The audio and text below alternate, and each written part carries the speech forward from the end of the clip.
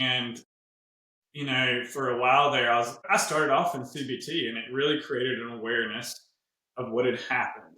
And that is we hear this term gets thrown around a lot now, like the red pill, right? The wake up pill. And so this journey of healing your nervous system is the ultimate red pill, because a lot of the things that we thought were true, we see that maybe they're different. I don't want to say they're not true, but they're certainly different. And I had to see what happened in childhood so that I could start to make sense of this. And then there was a period after a year where wasn't getting anywhere anymore, and it felt like more like reliving the past was causing more stress. And instead of reliving those things, it's almost like we're gonna relive it enough that it's gonna desensitize us to it, and we're gonna be able to accept it.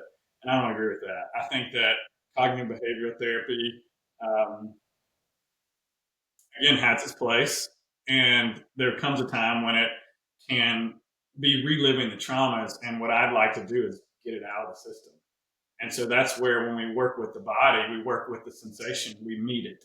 We meet the parts of us that we've dismissed and pushed away and suppressed, the emotions that we have said aren't allowed, the anger, the grief, the fear, the terror, and letting all of that stuff come out.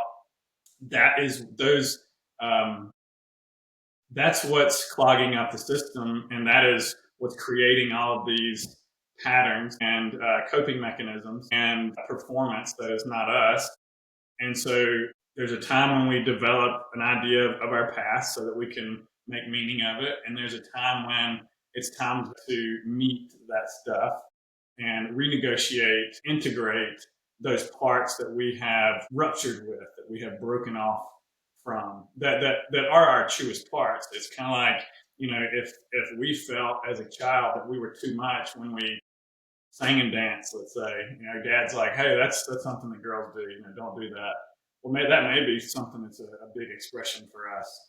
And so we may welcome that part back and grieve the process of pushing it away, and the anger of being pushed away. And when we let that out, we don't get triggered anymore by, maybe up until that point, you watch somebody sing and dance and you're making fun of them. You're doing what was done to you.